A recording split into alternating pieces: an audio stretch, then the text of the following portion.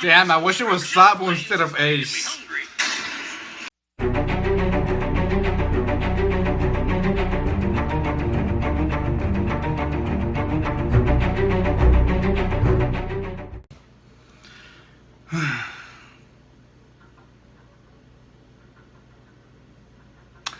Not happy about this, guys.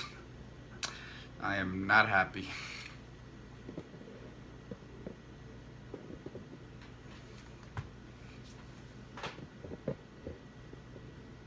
Alright.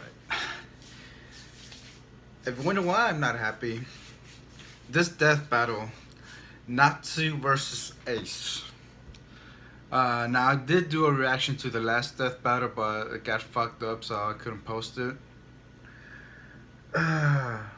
Which was the Megazord versus Voltron, and I actually did call that right. Voltron did win.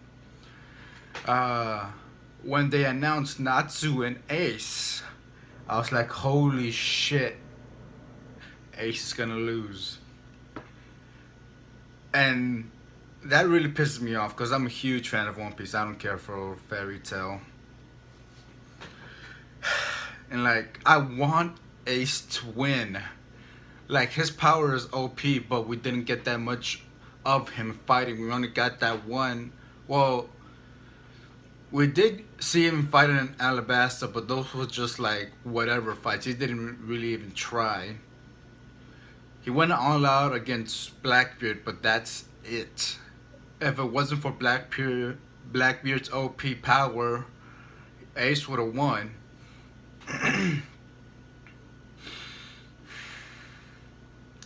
And then we got Natsu. I haven't seen one fight of him, but I do know he eats fire. And Ace's body is literally made of fire. For those of you who don't watch One Piece, there are these things in One Piece called devil fruits, and it gives anyone who eats devil fruit a specific power. Ace got the power of fire, so his whole body is made of fire.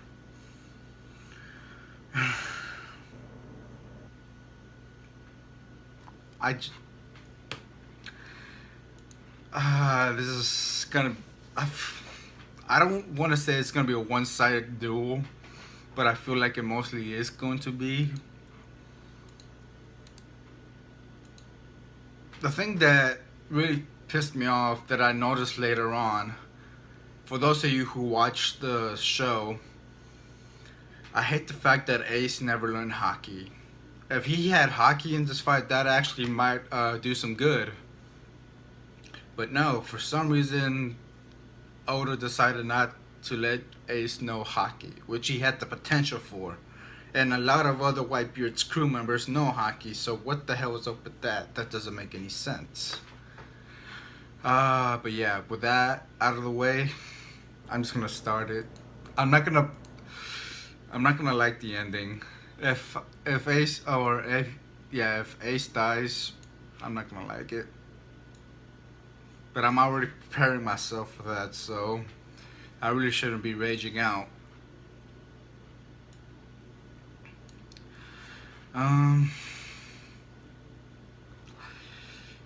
I don't think I have anything more to add. So yeah, let's just get into this.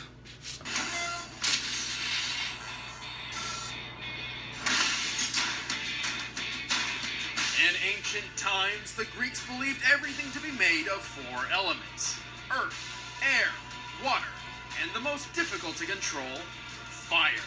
Well, these two combatants have mastered the art of playing with fire. Natsu Dragneel, the Dragon Slayer Mage of the Fairy Tail Guild.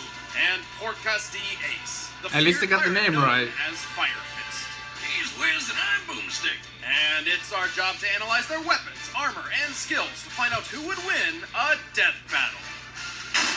Like if it was Sabo, yeah, Sabo will have no problem against Natsu. Child living in a pretty normal village. And then Sabo a bunch of dragons is OP toasted as the fuck. town and killed everybody, including him. The end. Almost. Fortunately, Natsu's older brother, Zeref, survived.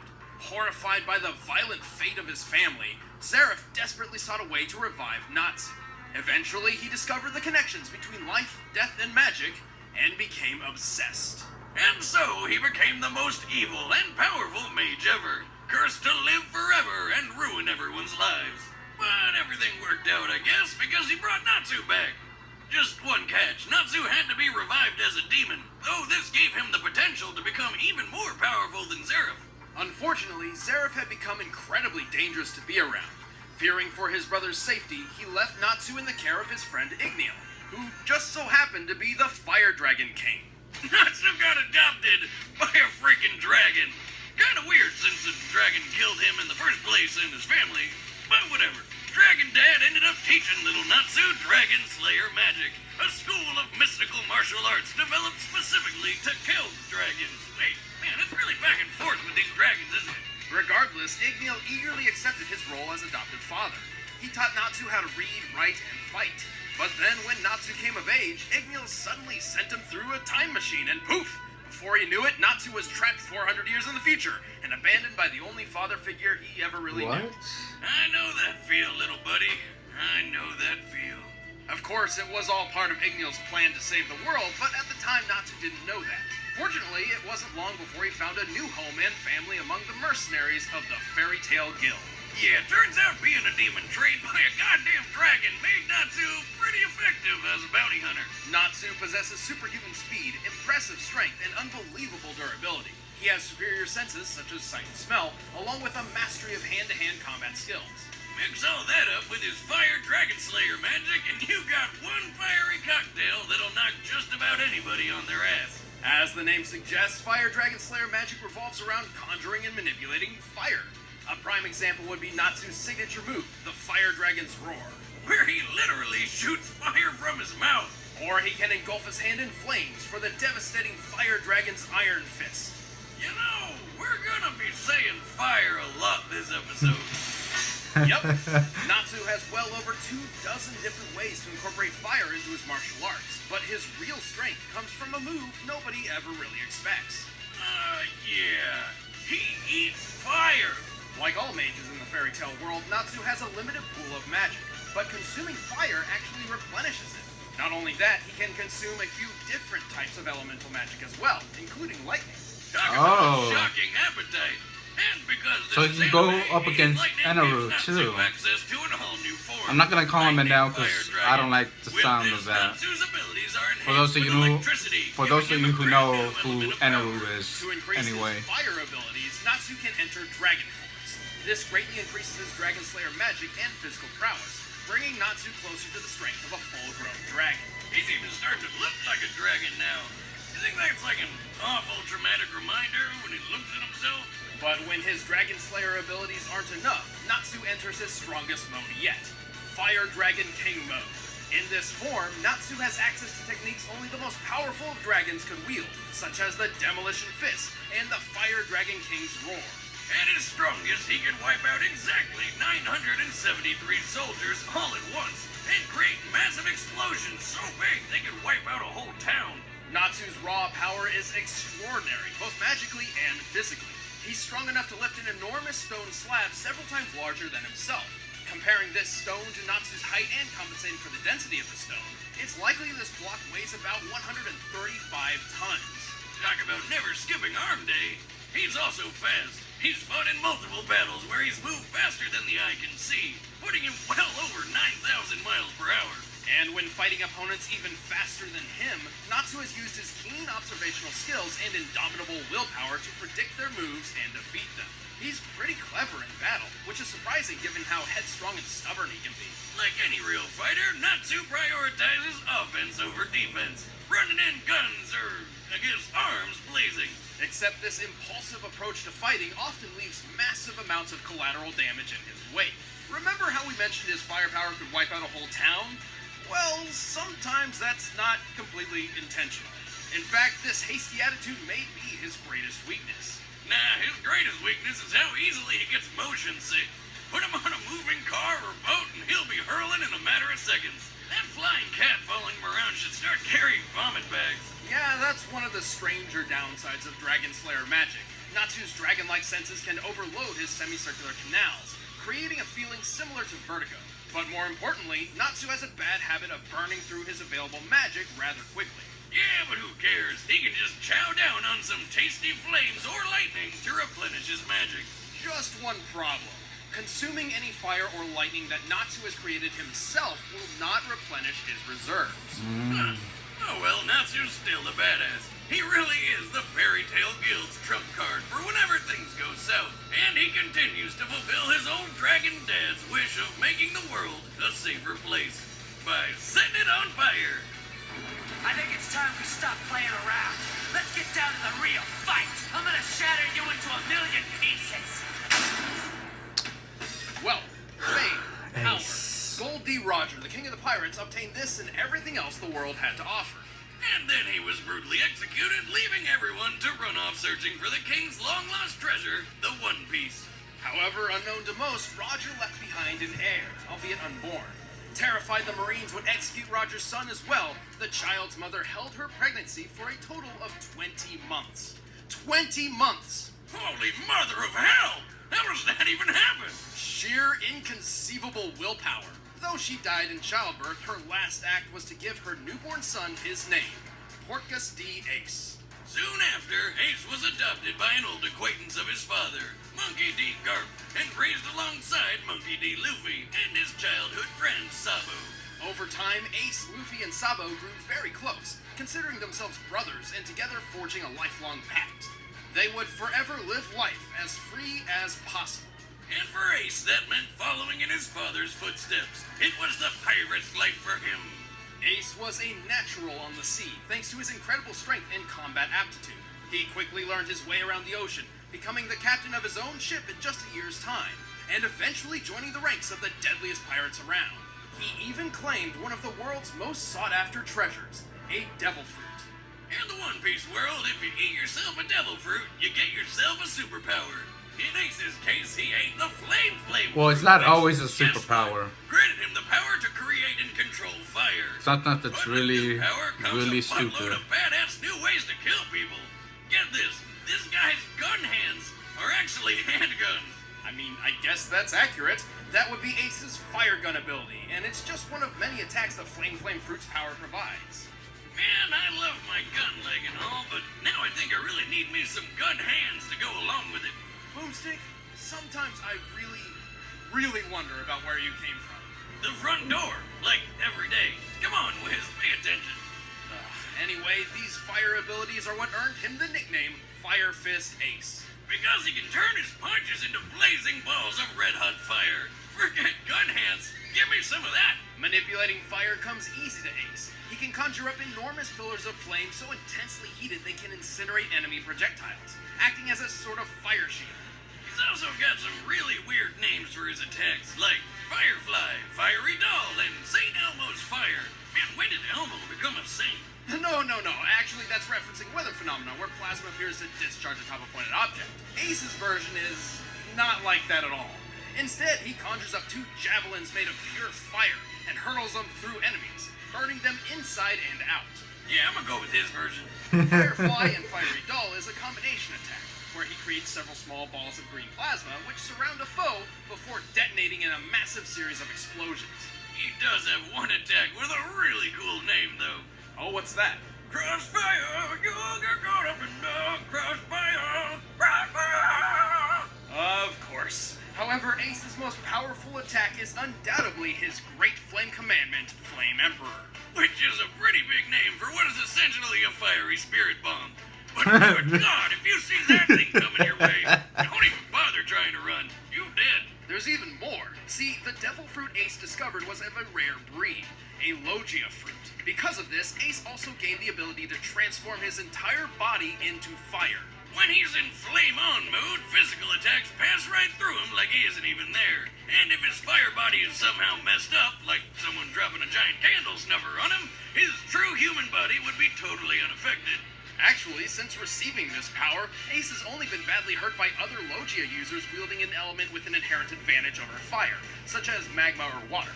Man, it's like he's invincible. In a way, but it's not an automatic defense. Ace must make the conscious decision to transform his body. But thanks to his blindingly quick reflexes, he's able to avoid almost any attack. He can even react quick enough to avoid a shot from a sniper. In this instance, he was reacting to the gunman in view. Assuming this gunman was professionally trained, Ace would be able to react in about a quarter of a second. But who needs speed when your fire fist can blow apart 5 ships all at once? Considering ships like these would likely be constructed of teak wood, to accomplish this, Ace would need to hit each ship with at least 15,000 pounds of force per square inch. So getting hit by Ace would be like getting hit with a wrecking ball. And when he throws more fire into the mix, he can wipe out an entire town. Ace's last extraordinary quality actually has little to do with fire at all. If there's anything he inherited from his mother, it's his insane willpower and endurance. He once fought a karate fishman for 5 straight days. Man, with that endurance, he's gonna make some lucky lad or lady real happy someday. Or, I guess he would have if he didn't. Oh, hey, heads up. Huge spoiler warning. Yeah. 3, 2, 1. Yeah, he's dead. Like, totally dead. Like many Logia users, Ace grew cocky in his ability to avoid being hit. In fact, he practically forgot what pain even felt like. And so, despite all of Ace's fantastic feats, his most impressive was when, for once, he chose to take a hit, sacrificing himself to save his brother, Luffy. Damn. Would you do that for me, Wiz? Oh, sure, of course. You're a goddamn liar. I can't allow that. I'll take care of this on my own.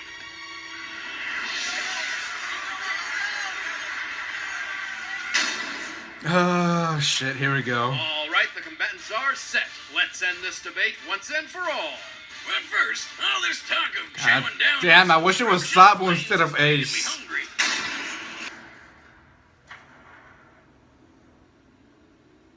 Hey, you, thief, come back here. He would do that, honestly.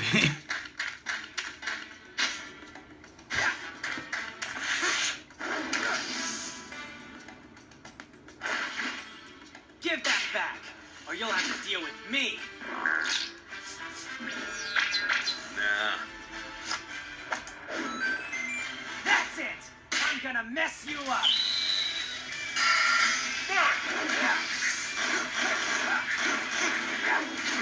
Fire! Fire Dragon Swordhorn! Wait, are you seriously made of fire? Sunflare! I like that. Time to turn up the heat! Fire Dragon King Roar! Really? That's not gonna do anything.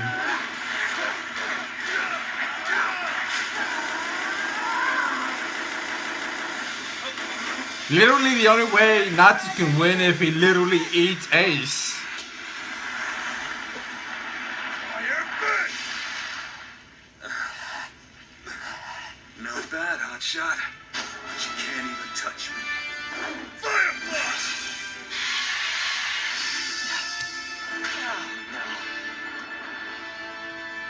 Fiery doll.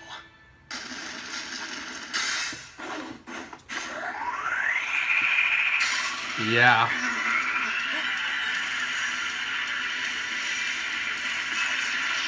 Wait, are you seriously eating fire? Try eating this!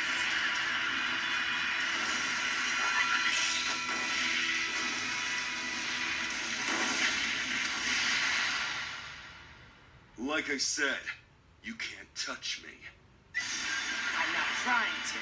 Lightning Dragon Fire Mode! Lightning Fire Dragon Roar!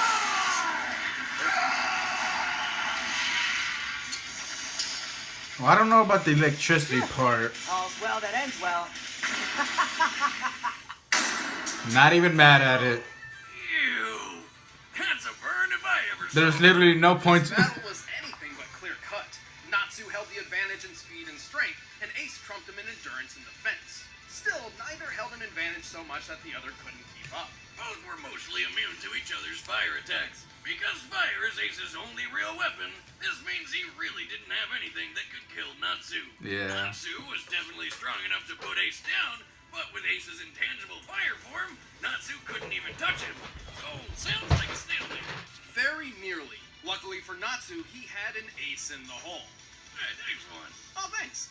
Natsu has had far more combat training than Ace, and is known for using his superior senses to study his opponents and take advantage of their vulnerabilities.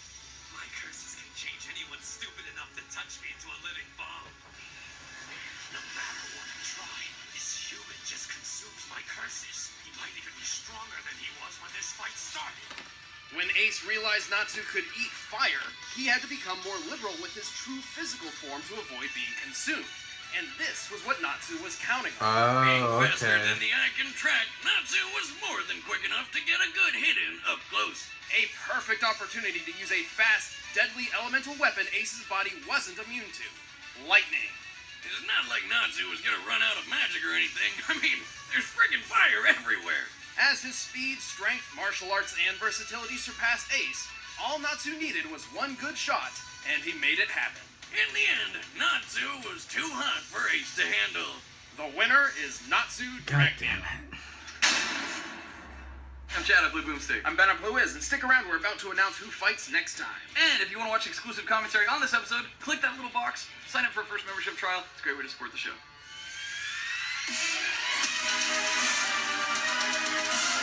Sub-Zero and Glacius. I have no idea who Glacius is. Well, there you guys have it. That was my reaction to the newest Death Battle, Ace versus Natsu. God damn it.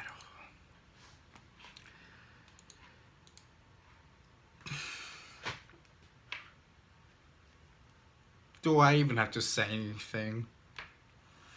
I'm pretty sure I said everything I needed to say in the beginning or during the explanation of Natsu's power. I'm just saying, if it was Sabo, I want to see a rematch. Sabo versus Natsu, because Sabo does have some more skills with his Dragon Claw and Dragon Fists. And Sabo, I think, has been in a couple of wars, because he's been up front in the Revolutionary Army. So yeah. Screw Attack, if you're watching this, I want a rematch. Pretty sure it's not gonna happen, but still. Sabo versus Natsu. 2018 or whatever, I don't care. But yeah. So yeah, he was either gonna get eaten, or he had to let his body take some damage, so that's when Natsu came in with the fucking lightning. Okay. That makes sense. God damn it. Like, I knew as soon as it got announced, Ace was gonna die. Damn it. As for Sub-Zero and Glacius, I have no idea who Glacius is, so I can't call that one for shit. Sub-Zero, obviously, Mortal Kombat. I have seen a couple of his attacks, but other than that, I can't call anything on the next fight. So it's gonna be neutral. If Sub-Zero wins, okay. If Glacius wins, okay. I didn't grow up playing Mortal Kombat, so I don't really care about Sub-Zero. But yeah, guys. Sorry if you think my reaction was kind of meh, since I had no hope for Ace whatsoever. But yeah, let me know what you guys thought. Did you like the outcome? Did you disagree with it? I mean, there's no really disagreeing with it. Ace would have died no matter what. And I hate saying that. I fucking hate saying that, but it's true. But yeah. As always, guys, link to this video and Screw Check's channel. And I think they got a website now, so if I find the website, I'll link that as well down below. So be sure to check them out and support them, guys, as always. Post your thoughts and comments down below. Let me know what you guys thought. Like the video if you did. And if you want to see more reactions or previous reactions, hit that subscribe button to see more. Peace.